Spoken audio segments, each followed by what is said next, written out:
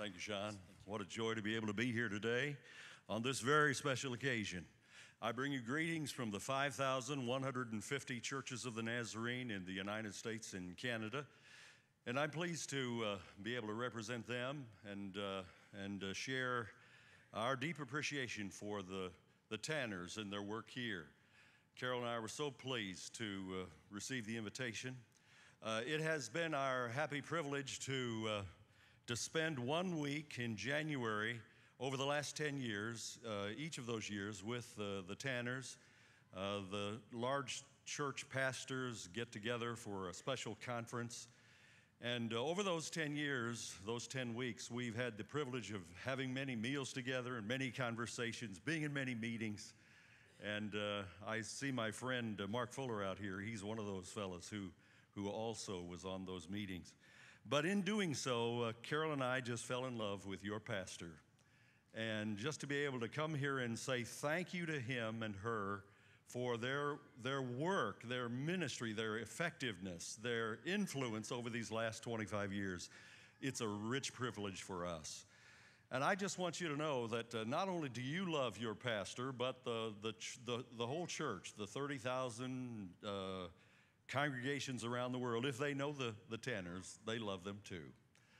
I wanted to, yes.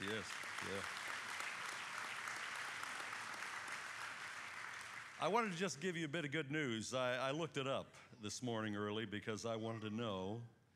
And over these last 25 years that he has led your congregation, there have been a few people who have joined the church here, joined the Church of the Nazarene for the first time. You wouldn't guess how many there were. 1,662 people joined the church during these last 25 years. Yes.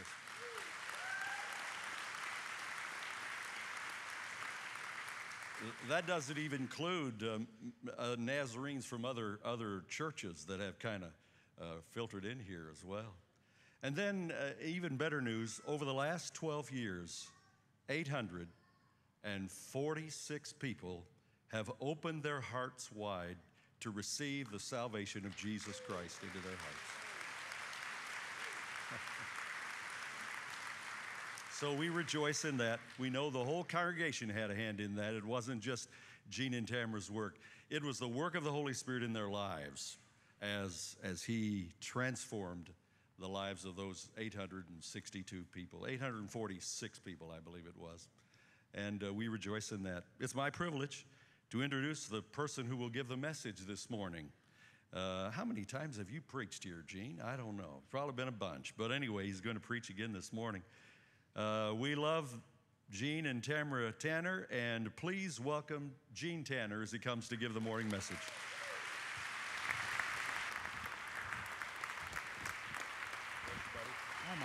I love you. I love you, man.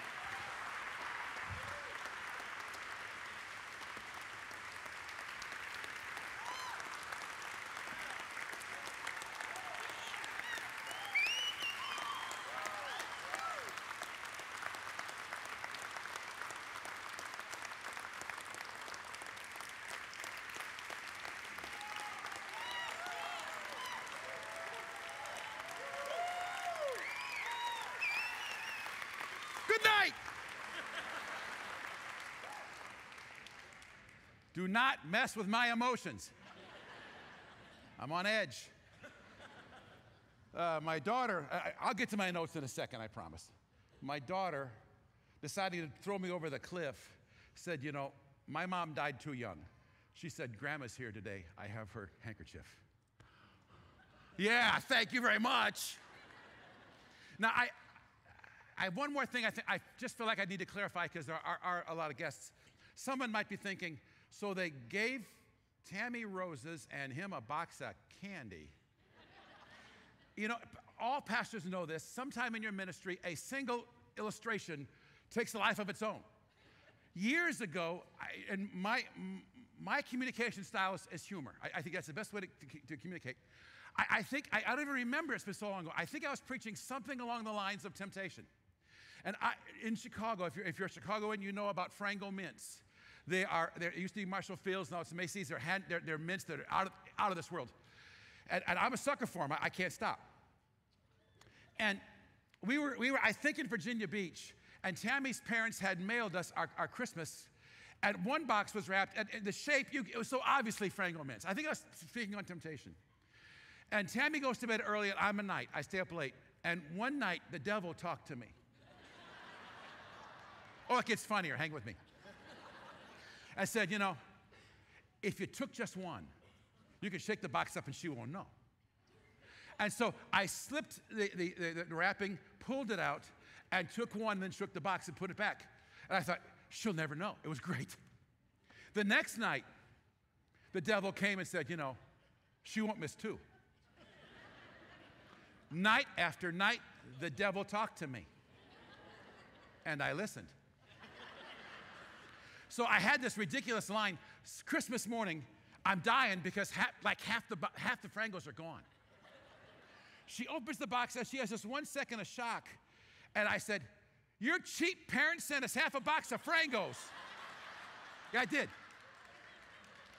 It took her like one fraction of a second to realize the look she gave me. Now, to show you how immature she is,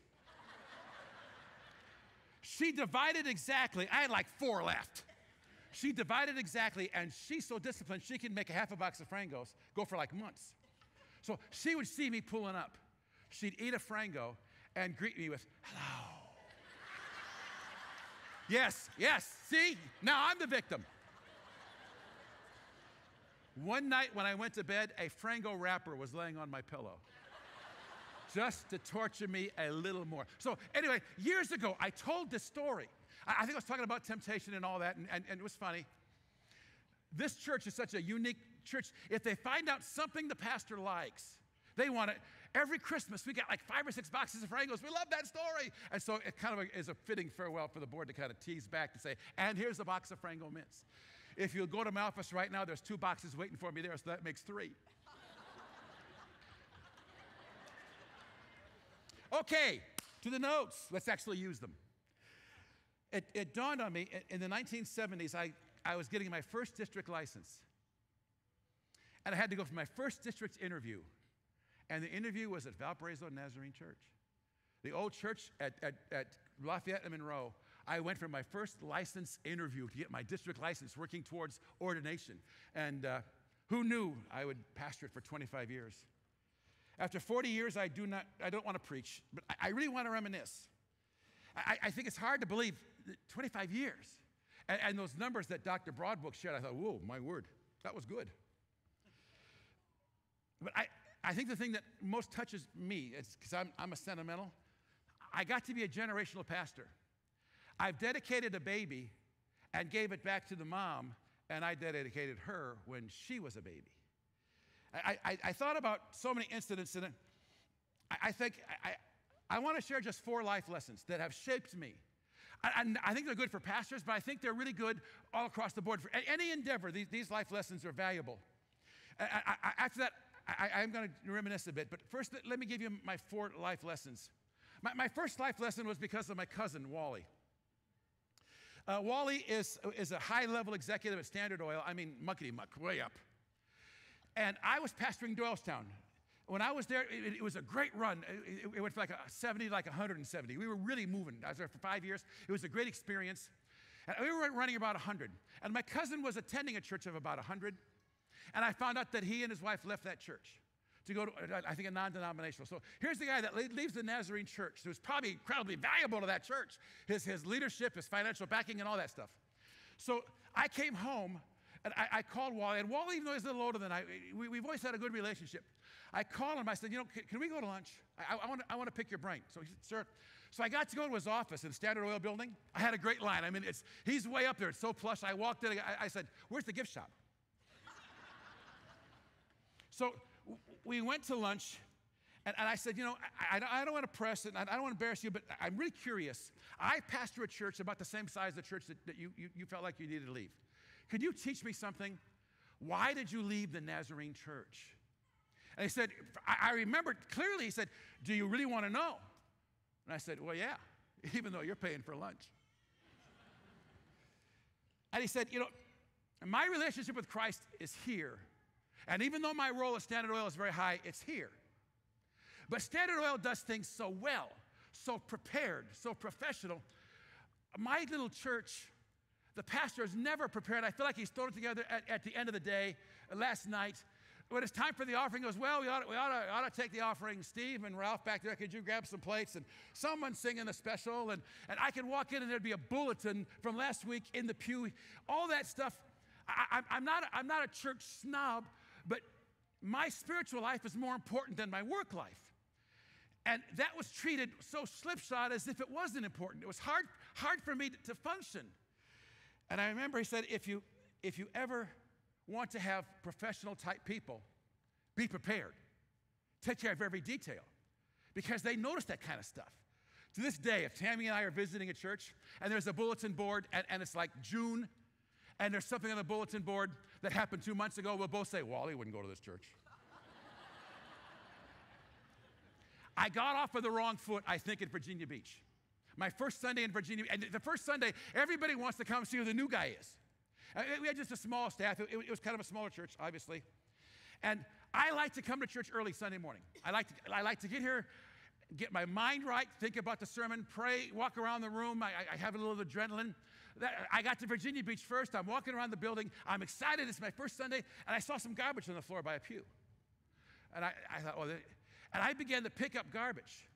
And I put it on my desk. And I went to the small staff. I said, listen, do me a favor. I know it's going to be a while because people are going to want to meet the new guy. But after church, go to my office. And so they walk into my office. There's garbage on the desk. And they're probably wondering, what's he doing? I walked in, and I said, listen, I told him a story about my cousin Wally. And I said, this stuff was on our sanctuary floor. Why would anybody want to come here? I didn't get off on a real good start with a new staff. It never, ever happened again. To this day, now, I was in Doylestown, and I began to take a real interest in everything that we did. I was checking the sanctuary, going over the morning worship service here. Obviously, I don't, with Chris and the team here, I don't go over the morning worship service. These guys have it nailed down.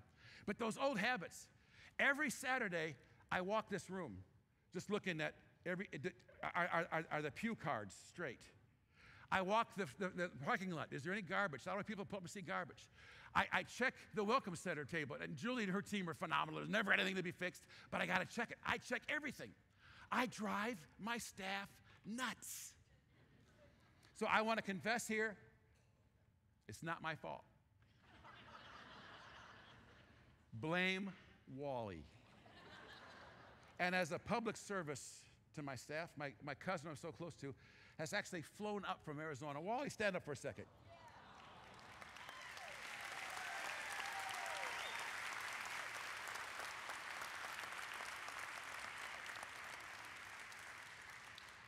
Now you know who he is. Attack. One life lesson, my first one, details, care. My second life lesson happened when I first arrived at Virginia Beach. I had been there a very short time, and there was an attorney in the church who came to me and said, I want to take you to lunch. Now, I have a life philosophy. You pay, I go. So at Virginia Beach, the guy I followed was really kind of loose. Garbage on the floor, and probably during the interim, it got even more loose. And this attorney said, I was thinking about leaving the church. I want to see what you were like. I've heard your first two sermons. I like you. But what's your vision? I felt like the guy you followed had no vision. He is interested in other stuff. What's your vision? So the cool thing is, I went to his office in Norfolk, and he, again, was a very, very powerful attorney.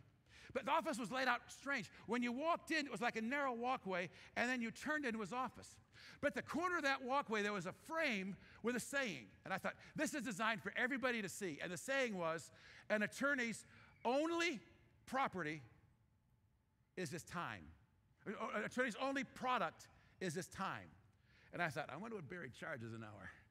So he asked me 100 questions about my philosophy and what I was going to do and all of this stuff. And I answered him, I did well, I guess, because he was there the whole time I was there until I left.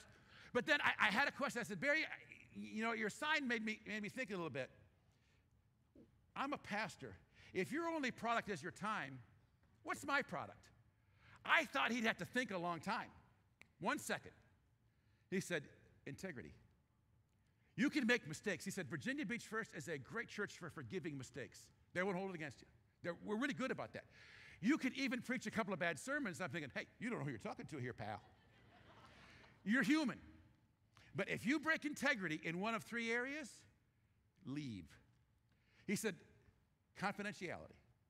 If somebody talks to you about something in your office and it makes its way to the congregation, why would anybody ever talk to you again? You have to guard your confidentiality. And I thought, that's right. And I can tell you, in 40 years, nobody has a clue who's ever come to my office or what they've said. And when they come, I give them the Barry story. Because I say, listen, this is the safest place in the world because I'm not protecting you. I'm protecting me. If something you say gets out, I lose my credibility. He said integrity, confidentiality. Number 2 is finance. He said, don't touch the church money. And I have been incredibly careful. I'm nowhere near it. I don't even know what each individual gives.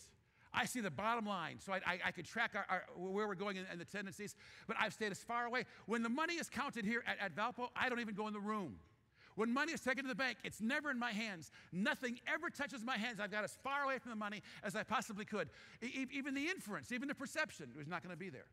And Barry said the third thing is women. Now, this is a little bit of a problem.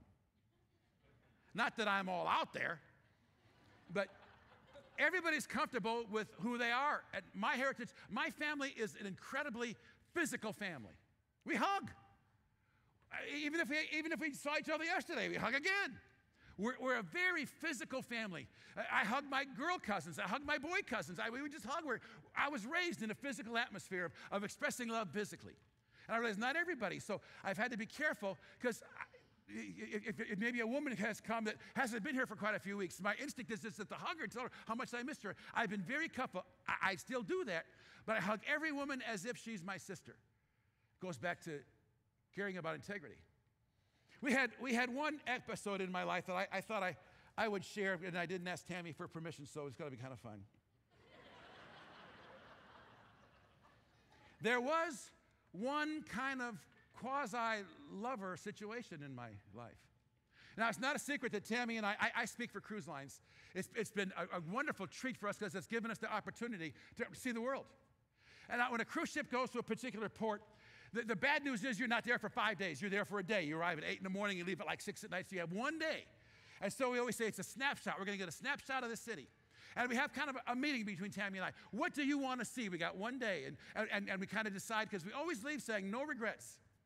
We had our 1 day in London. And I wanted to see Big Ben, obvious stuff. And Tammy kind of threw me because it's usually she wants to see something. Tammy said, this is going to sound odd. When we go out to eat so often, I order fish and chips. I would love London authentic fish and chips. I said, that's lunch. So what we like to do, a little travel advice for you, those hop-on, hop-off buses, if you have 1 day, they're great. You buy a 1 day pass, you ride, and you can hop off anywhere you want and see what you want, and then another bus will come along eventually. So, and those drivers are typically very, very helpful. I said to the driver, when London people downtown here, when they want to get a fish and chips, where do they go? What's the best place for fish and chips? He said, I got you. Stop number 14. And so he was very wonderful. He gave us exactly where to go. And so we got off at stop number 14. He said, now come here. You're going to go 2 blocks, and you name the name of the street, then you're going to walk 5 blocks. It's on the right-hand side. You can't possibly miss it. It's the best fish and chips in London. He was right. We had a wonderful lunch. I didn't know. When you walk those long 5 blocks, for about 3 blocks, it was kind of a seedy area of London. A lot of sex shops, those kind of things. And I didn't notice. And I'm taking pictures. I like taking pictures of the culture. I was looking for those red double-deck buses in London and the red phone booths. I saw this great shot. I told Tammy, go ahead and keep walking.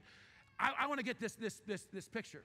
So here I am in kind of a seedy area, a tourist, obviously, with a camera, alone, because my wife has walked on. It took about 10 seconds for a woman to come up to me. She said her name, Bubbles. I don't know what her name was. Come on, that's funny. I just thought of that. So really, she comes up to me and she says, are you enjoying our city? Would you like me to give you a tour of the city? Would maybe have a date tonight? Now, you all know me. When I'm flustered, I stutter. all you need to say is no. But in my mind, I thought, no, that's my wife right there. So she comes up and she talks to me, and I realize what's going on. I'm coming apart. I'm going,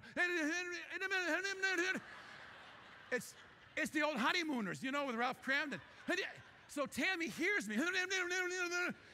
She's going, oh, Lord in heaven, Gene's having a seizure. So she comes running back. She takes in immediately what's going on. She smiles at this woman, takes my hand, and kind of, we're walking. Now, I've got to tell Tammy, I did nothing to initiate this. I didn't invite her. So now I'm telling Tammy, it took a long time, honestly, for us to be able to sit down and eat where I could actually get words. That's been our joke, because we've discovered when it comes to other women, I'm smooth. Bond, James Bond. So, my life lessons: care, integrity. My third life lesson, I found I was judgmental. About 15 years ago, one of the things that, man, you guys, I am so blessed. I've got to know our leaders in our church. I'm honored. Dr. Bob Broadbooks is here today. I mean, Bob coordinates all of USA Canada. This is a big role. The guy that had this role before Bob was, again, such a good friend of mine, Dr. Tom Neese. And I always had the running joke with Tom. I said, Tom, you know you're the smartest guy in the room. And he would say, what room? And I would say, it makes no difference. He's just one of these brilliant, well-read, unique guys. And he had this idea. All these have a backstory, so bear with me. He had this idea that there were certain pastors doing unique things. They ought to document that. And he's putting together a book called Best Practices. And he had found out that Valpo had one particular style, and under my leadership, whatever that is, it had morphed into a very different type of style. And it was bloody, but we didn't hemorrhage. And Tom visited our church, saw our worship, spent time with me, and then when he thought about this book, he said, I want you to write how you led this church, because other guys want to do that transition. He said, I'm bringing about 9 guys with all very different subjects, but somewhat experts because they've done it. And we're going to put together this book called Best Practices. Our world headquarters are in Kansas City, Missouri. I'm going to fly all you in, write your book, write your chapter. I'm going to fly you all in, and the game plan is we're going to co-edit.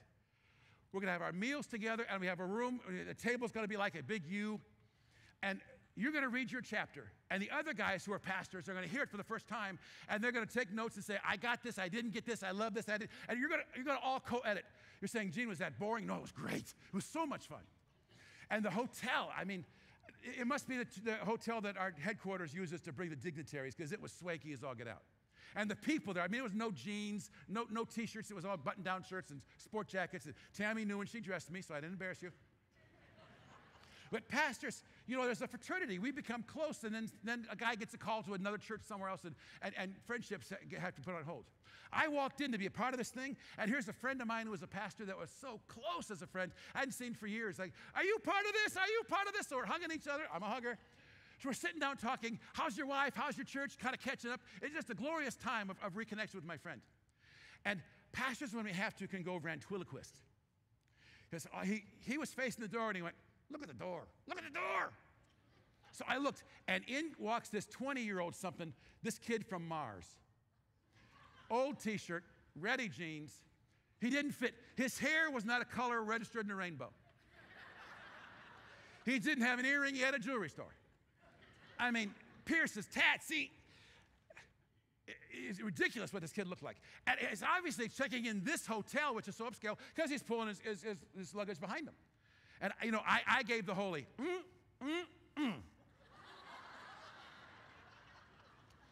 We can do that, you know. So the first session, supper, and we're gathering in this big round circle, and my friend and I are sitting there talking, and he goes, oh no, look at the door, look at the door. In walks this kid from Mars. And he's sitting down, and I'm going, no way, no way, no way, wrong. And Tom Neese is so gracious. He said, a lot of you know each other, a lot of you don't. First thing I want to do, I want to go through and just introduce everybody and introduce what they're here for. So he talks so wonderfully about Valpo, the transition change in our growth and all that. He gets to this kid from Mars. And he says his name. He says he's part of a college community. He's had a burden to open a coffee house. And they begin to talk about Jesus. They close on Sunday, and so many come in because they had answers questions about Jesus. It's grown so fast, they now have a storefront, and his church is about 300. Lives are being changed. He is changing people's lives in a community, and then Tom stuck it to me. He said, people are going to his church and being saved, one to Christ, that'll never go to yours. And I turned to my friend, and I said, I want to crawl under a rock. He said, find one big enough for two. Oddly enough, our church is in a series right then. And frankly, in 25 years, this might have been the most brutal series we ever did. It was called We Apologize. And it was us putting the olive branch out to the world, to sinners. We apologize for our attitude sometimes. We apologize for this. It was an incredibly aggressive series. It was in the old sanctuary. The set was like a chain link fence and a black wall with graffiti all over it because it's a war zone. And we got to find a way to reach out. And the whole series was We Apologize. A lot of people didn't like it. It might have been the most aggressive series I ever did. The one I was working on, We Apologize for Being Judgmental. So in my room that night, I'm tweaking it, and the Holy Spirit has a way. He says, you know, Gene, you can't preach this. And I said, well, yeah, it's good. There's funny parts here. They're going to love this stuff. And he says, you're judgmental. You need to apologize to that kid. And I'm telling the Lord, you know, is there another way? It obviously wasn't. So I'm going down to the session, breakfast the next morning, and he's on my back. Apologize. I get in there, and he's surrounded by guys. And I'm kind of going to the Lord. He's surrounded, I can't. At the break, I made a beeline to this kid. You know, I said, listen, when I first saw you, I thought something about you, and I was just terribly wrong. And what you're doing for the kingdom, I judged you. And I apologize. I'm embarrassed. I'll never forget what he said. He was so gracious. He says, don't worry about it. Old guys never get me. I'm going,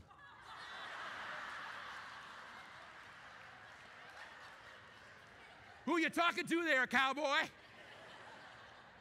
Life lessons, care, details, integrity, judgmental.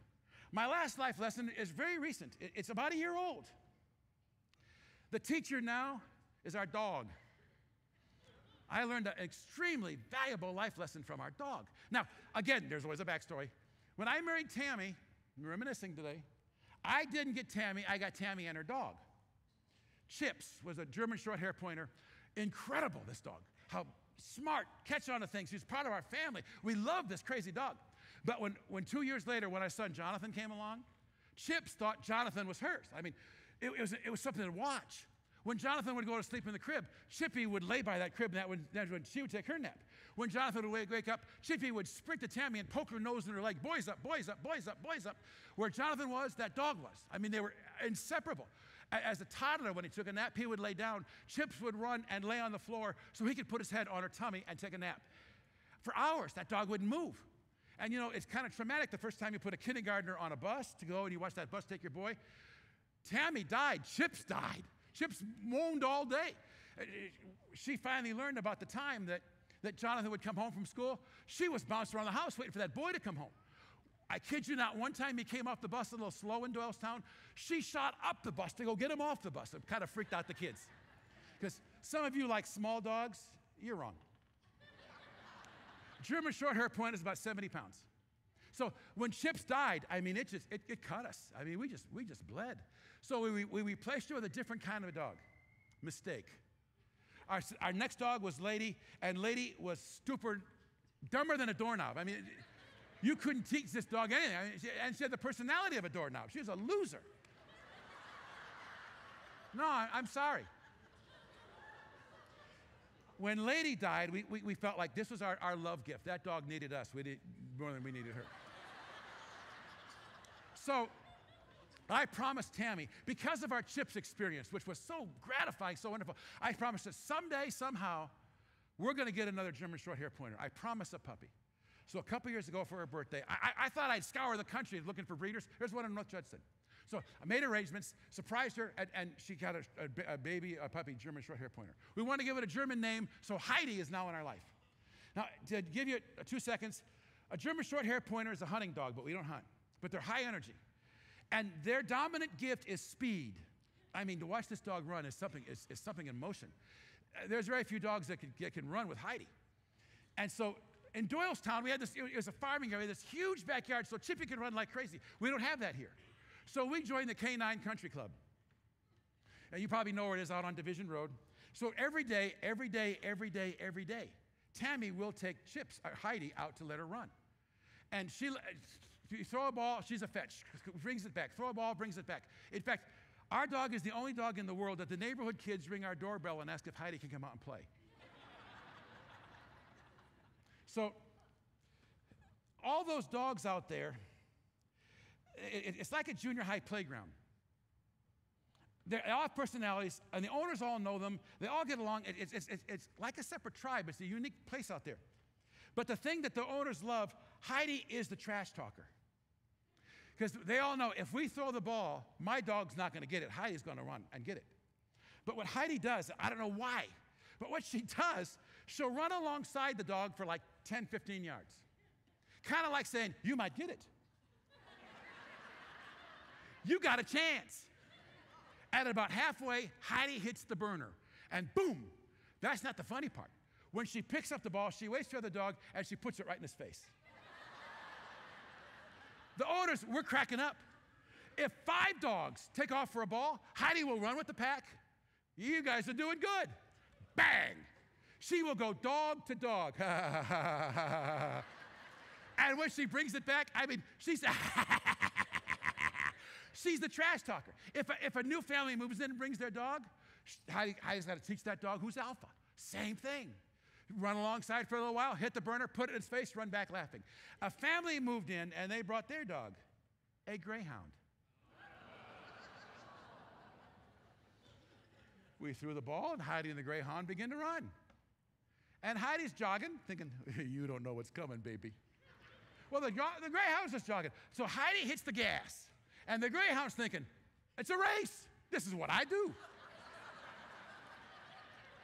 Heidi watched that greyhound shoot by her. Now, the greyhound didn't even want the ball. Just ran around the ball and kind of came back.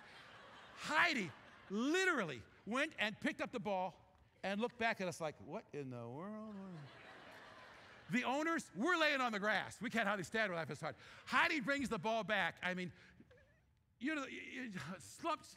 Heidi discovered she wasn't that big of a deal that day. So the life lesson that hit me, I'm not veering off the subject, it'll come together. One of the problems I think we have in churches, not just Nazarene, but all churches, turnover. I think the average, Bob would know, but the average tenure is like 2.8 years. You're saying, no, I know a guy that was at his church 10 years. For him, there's 3 or 4 that were there in 16 months. Not a bad guy, not a bad church, just not a good marriage. And it was one of the, you know, when it rains, it pours. It was one of those weeks when so many guys, I got texts and knows that they were quitting this Sunday, they were quitting this Sunday. Like 3 or 4 that keep it quiet, but they're going to announce this Sunday that their resignation, going somewhere else. And I was sitting back thinking, you know, at that point I'd been here like 23, 24 years. I kind of told the Lord, you know, Lord, I'm kind of special. I've had other chances, but I've stuck with these people, and you know these people are crazy. Right about the time I'm thinking I'm a big shot, that I've accomplished something, I serve on a board where they deal with the ordinands, and the secretary of the district called me to remind me of a change. I got a call from Mark Costello, who had been at church 40 years. What just happened? I thought I was a big deal, and a greyhound just shot by me. A greyhound named Mark Costello gave me a call, and the Lord said, you know, Gene, you're not that big of a deal. I don't know, maybe we need greyhounds in our life. And I thought, you know, Lord, do you just love doing this? I'm dealing with judgment. You put Mars Bar guy in front of my face. I think I'm a big deal. You're in heaven going, Mark Costello, give Gene a call right now. Do you just sit there in heaven going, how can I mess with Gene today? My 4 life lessons. Now, let me reminisce about my wife, because I think you need to know about her. People kid me and say, you know, you married up. I did. Our ministry had a tough start. I was a youth pastor. This is before we had kids. And I wanted to take a church, and I knew we'd be starting at the bottom, a church plant, a home mission church. And so Tammy and I were very smart. I was making staff in a larger church make way more money than somebody in a starter church. So I knew this was my chance to make money, so we would bank most of my money. Tammy worked full-time, no kids. We banked everything she made, just tithe and faith promise was out, and everything went in the bank to prepare, because we knew we were going to a small church to start out, and we want to start our family. I went to our district superintendent, and I said, what's my insurance for pregnancy? He said, oh, you're covered. It's like a $200 deductible. He even sent me a letter. $200 deductible, you're covered. We went to a small church, and Tammy and I said, okay, we don't want this nest egg we built to disappear just by playing with it. Let's do something with it. And we had virtually no furniture, so we bought furniture. Jonathan, our baby's born. I contact the district. He writes a letter back and said, I made a mistake. You're not covered at all. So I took the letters to the hospital, and I explained what happened, and they wrote off a big heart. But I virtually, I think Jonathan was 4 by the time we actually paid him off. So we had very, very, very little money. In fact, I remember distinctly, our paycheck was $130 a week. 13 tithe, 2 for faith promise, $115 a week. How did we make it? I don't know. Tammy didn't work. She stayed with Jonathan. My dad bailed us out. We went to a retreat, and my mom came down just to kind of watch Jonathan. So Tammy and I got to go to this retreat. And she went home and cried. Just cried to my dad about how poor the kids are, what they're living through. My dad sent us $1,000. So I called my mom. I said, anytime you want to come down, the welcome mat is open for you. How did we make it? I don't know. But let me define a pastor's wife for you. In a larger church, it's different, but in those smaller churches, it's hard. Now, if you're a guy and you sell insurance, you're a school teacher, you're a businessman, you work in the mills, your wife's support doesn't make a whole lot of difference. As a pastor, it's vital. And it's tricky. Because if she does too much, you got people going, well, she thinks she's the pastor. If she does too little, then you know something, we kind of thought you'd be an asset. So there's this narrow, and it's different for every church, of what they expect a pastor's wife. Tammy never tried. She just naturally ended up right there. She nailed it. In a larger church, she has the privilege here. Her passion here is, of course, military matters. We got to our first church, and they didn't have a worship leader. They wanted Tammy. So Tammy said, okay. So get this. Every Sunday morning, Tammy would nurse Jonathan, put him in the nursery, go lead the singing, while I preached, nurse him again, come back for the altar call. So she was there. But she cut her teeth in our next church, Doylestown. Doylestown is a rural community, great people. But it's very, very rural. Downtown, I think, had 2 or 3 stoplights. If I wanted McDonald's, I had to go to Akron. If Tammy did her grocery shopping in Wadsworth, I mean, it's a small, tight community. And when we first got there, they were very accepting, but they were a little suspicious of Tammy. They kind of watched her. And we couldn't quite figure out, because they were so loving, but they were a little bit shaky on Tammy at first. Well, I finally found out what happened. The DS didn't fill me in. Shocking. The pastor before me, they had to fire. The district came in, declared church in crisis, and they had fired the guy, created a severance. We borrowed from the district, which we had to pay back. He wasn't the problem. His wife killed him. The stories, he would be counseling someone after church. She would literally break in and say, dinner's ready, you're done, and take him out. There was a pastor's retreat, and the board had yet to tell him he was going. Before the board meeting, she called all the board members and bawled them out for not letting him know he's going to this retreat. I mean, she killed him. They finally had it with her. And so these were people in a tight community who'd been hurt by the pastor's wife. And here comes a 20-something pastor's wife into this church. So they were not going to get hurt again. Can't blame them. So they were kind of watching. We had been there about maybe 6 or 7 months. And I don't know how many services I've led. This one stands out. The music was done. I was getting up to preach, and down the aisle came Shirley. Now, Shirley was a very strong layman. She was a good one to make sure that she was on your side. And her tact was this. She came up and she said, Gene, sit down. Well, Tammy, honey, come up here. And so, when Tammy's coming up, she's giving the look that all couples know what's going on.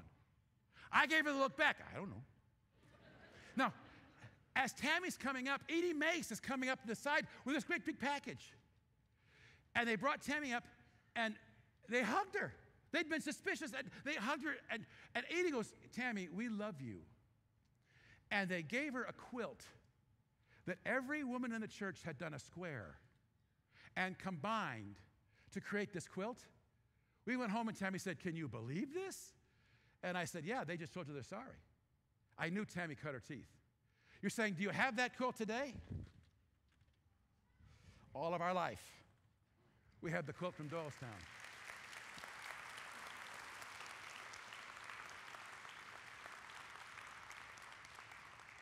I love this quilt. I hate this quilt because it reminds me if I don't make it in ministry, I cannot blame Tammy. What evolved between her and those women? Tammy began to kind of lead and come to find out that was her passion, and she began to lead women's ministries. It was the first time they had a real cohesive women's ministries. We went to Virginia Beach, and shock of shocks, Tammy's leading women's ministries. We come to Valparaiso, and shock of shocks, Tammy's leading women's ministries. And she's not going to like that I tell you this, but what can she do now? The Church of the Nazarene headquarters is in Kansas City, and they have general boards that oversee all the ministries. Tammy served on the general board for women's ministries, coordinating women's ministries around the world. She was the Mrs. Women's Ministries. And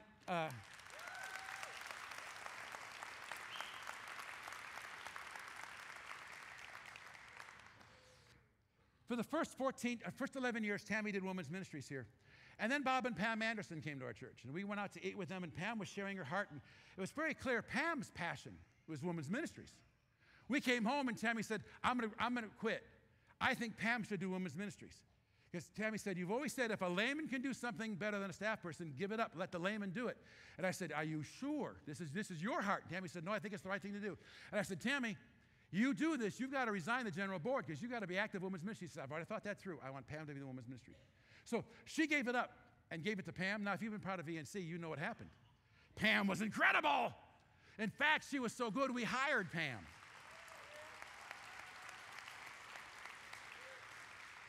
We didn't give Pam women's ministries. She's such an administrative natural and a leader. Remember, Pam led the entire all-adult ministries of our church. It was so cool for me when we have anointing services and people would come down, how women would race to make sure they got in Pam's line. We're better. We are better because Pam Anderson was on our staff. We hired her. She's on our team for 14 years. But the reason we got Pam Anderson, to tell you the truth, is because Tammy stepped aside. She totally gets it. On top of that, I like her.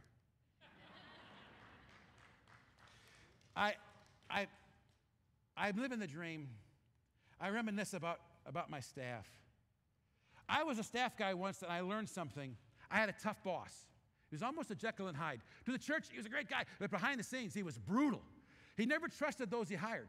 He micromanaged me. Things that I thought would be a good idea, he didn't let me do. I had to do his idea, and they were lousy. When they flopped, he was mad at me. And the church had this great big windows, and the staff would kind of hang out. And we had a code. He drove a blue Bonneville. And when his car would pull in, we'd yell, "Blue Bonneville!" And we'd run to our office and close the door.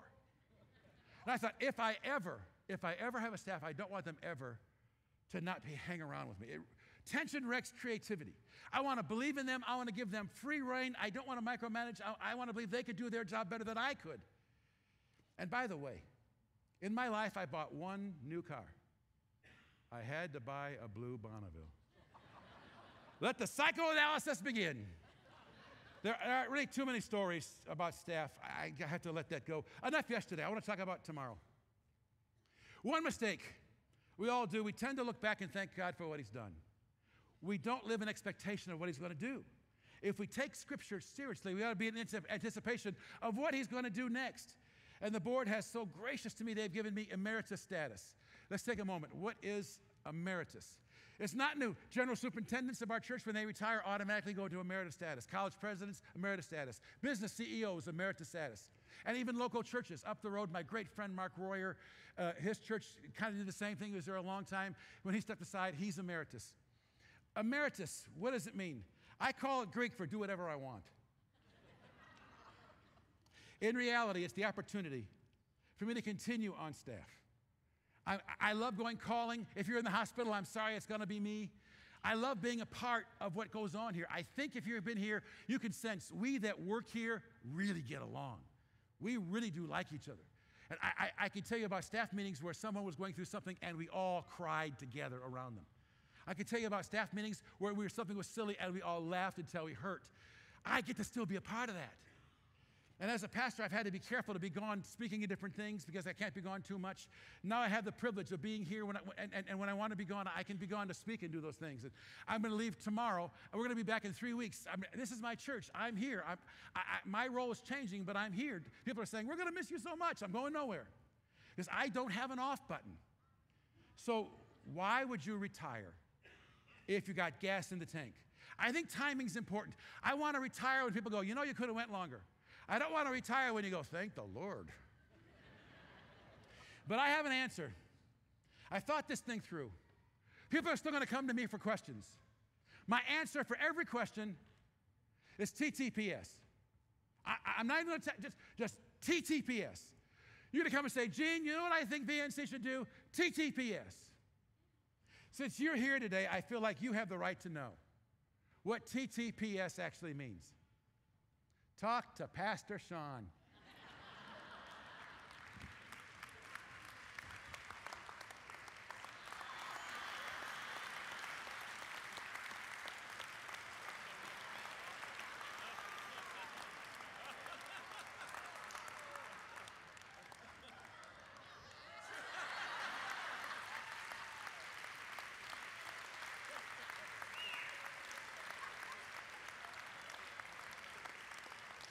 Talk to Pastor Sean.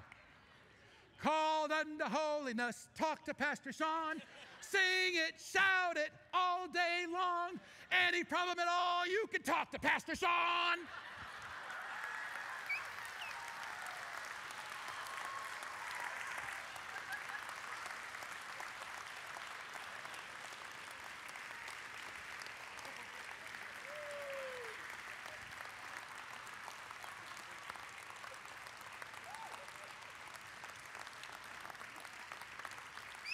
All right, sit down.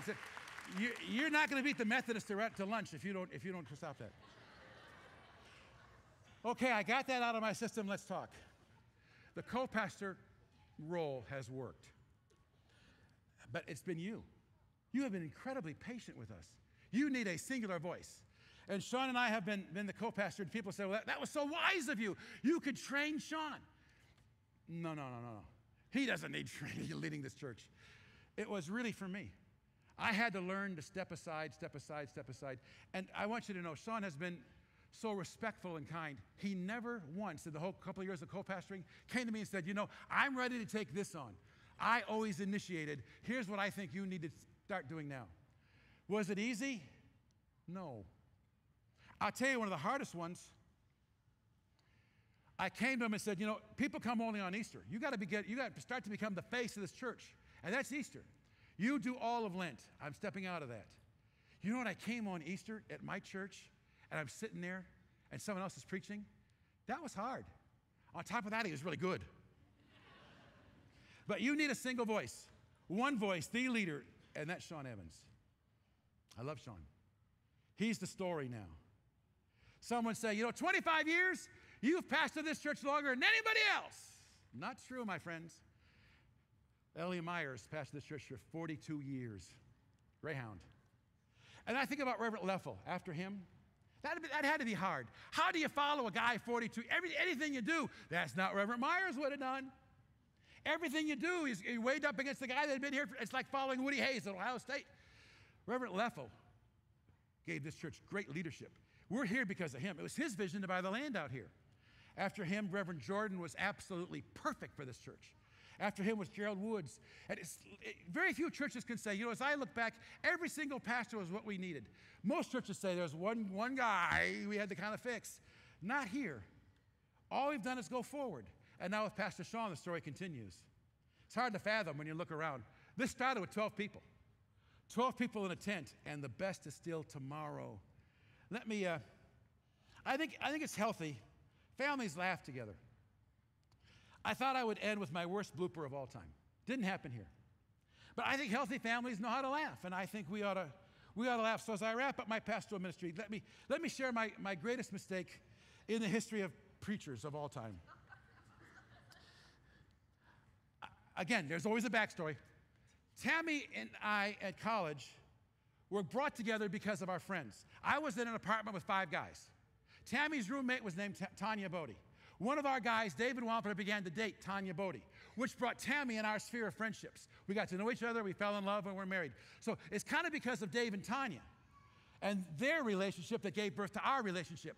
Well, Tammy and I were only married a short time, and now Dave and Tanya want to get married. They come and they say, we want you to do the wedding. Now, at this time, I'm in Oxford. The church is running like 50 people. Tanya's dad in their community was like a builder and very influential. It's his only daughter. The whole town's coming. It's a gigantic wedding. So for the first time, I'm in front of like 400 people. I'm terrified. And the wedding isn't easy. They've designed this complicated step-by-step wedding.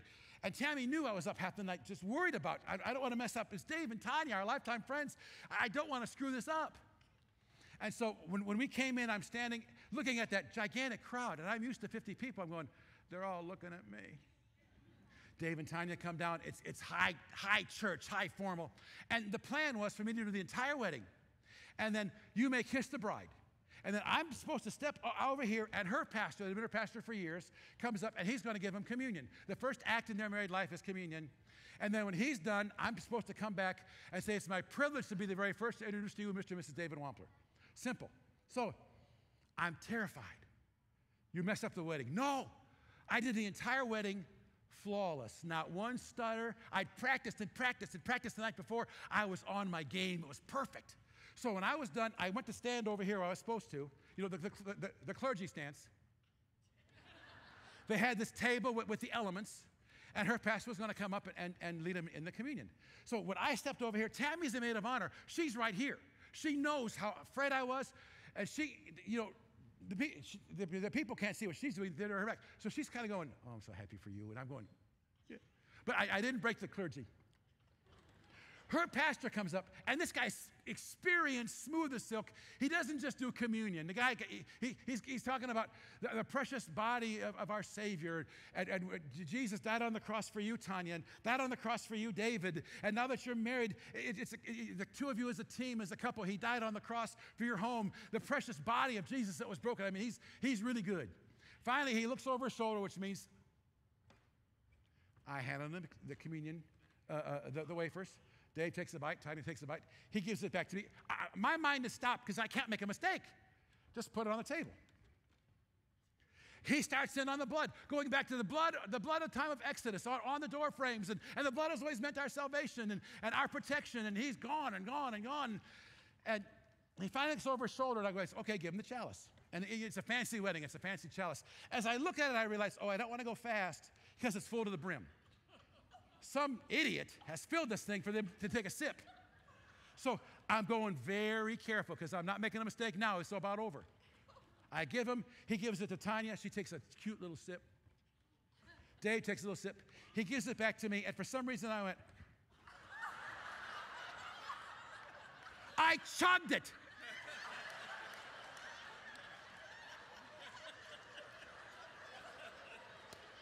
I chugged it. I kicked it back. And when I took it down, I realized, what did I just do? Now, Tammy's right in front of me going, there are people in the crowd looking. And I think there are Catholics going, their tradition's so different than ours. So I put it down, and that pastor hadn't seen this. I'm supposed to come up and really say, it's my privilege to introduce to you Mr. and Mrs. David Wampler.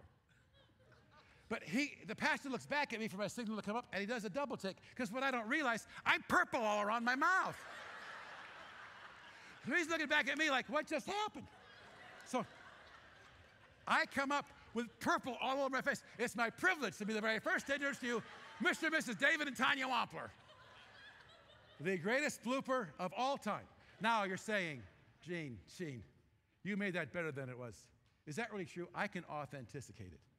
Our lifetime friends have flown up from Florida. Would you welcome Mr. and Mrs. Dave and Tanya Wampler to our service?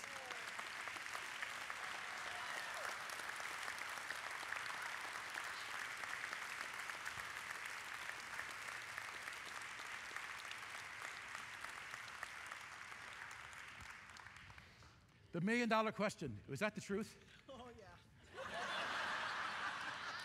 You know, Wednesday will be 37 years from that day Anniversary. that occurred.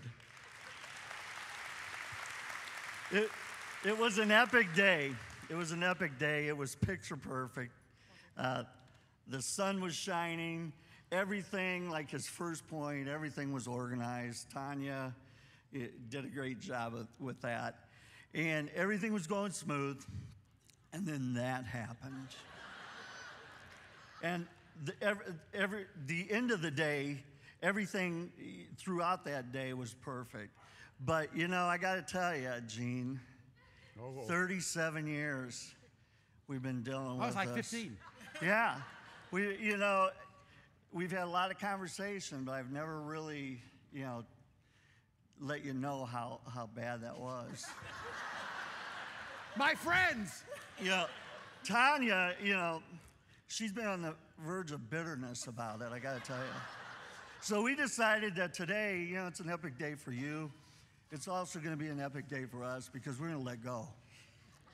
We're going to let go. So we have a couple things we want to give you. Here's a chalice with a lid on it, so hopefully you won't chug it down. You can open it. Yeah, you can open it. It's just like a Tervis. Last night we said, I got a Tervis chalice. He goes, what's a Tervis? I'm sorry, Yeti. He goes, what's a Yeti? Is that a Jewish chalice? So, and then we want to give you some juice to put in that. So we got some special juice, some prune juice for your retirement. So we let go. We hope you have too. Love you, man. It's true. Love you.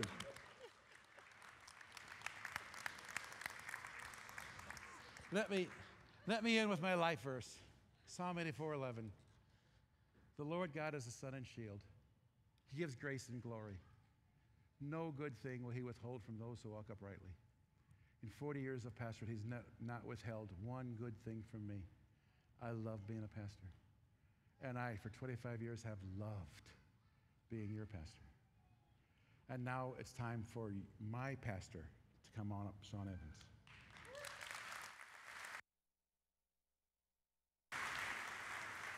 You love the shirt? That's awesome. Good job.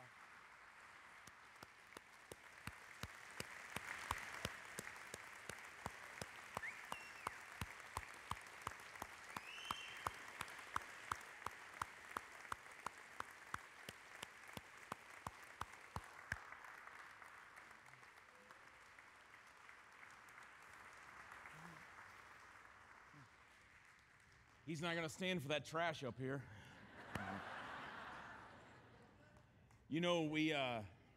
We wanted to end this well, and I'm going to ask now for our leadership team and staff, and if they would escort Gene and Tamara up. We want to pray for them. When you've seen pastors come here, we usually ordain them, we anoint them and we pray over them, and we want to do that today. And we've asked them to make their way up onto the main stage. But I'm also going to ask, there are a number of our elders that are in the room today.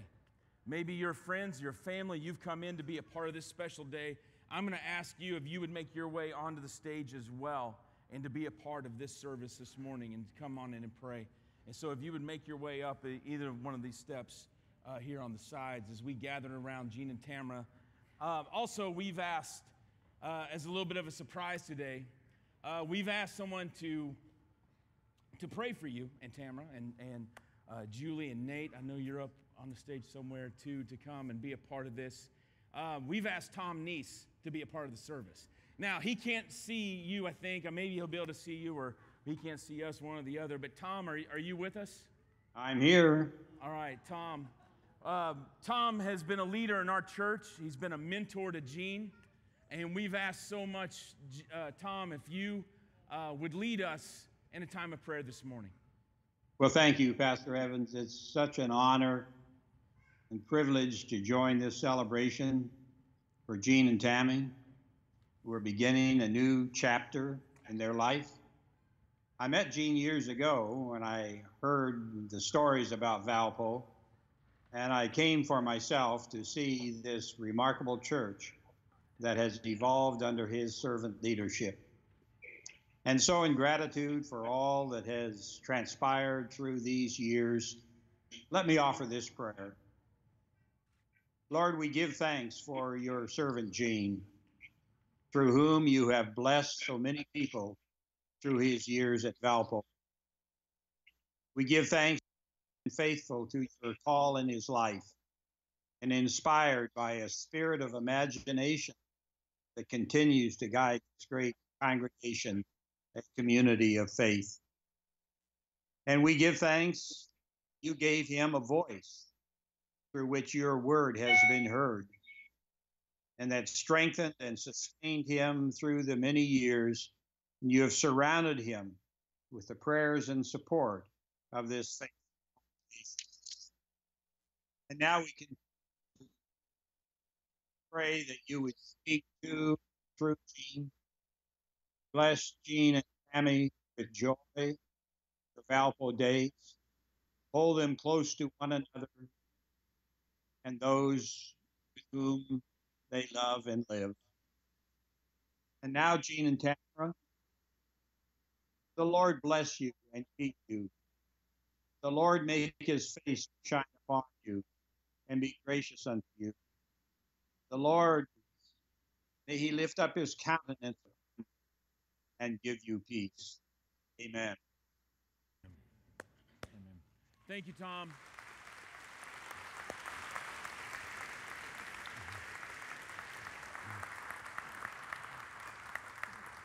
Thank you. Thank you so much for being a part of the story and the journey with us today. We honor them, and they will be around today. And like they said, in 3 weeks, they'll be back so we can torment them. And that TTPS deal, what the world? Come on. Hey, thank you for worshiping with us today. We'll see you this week.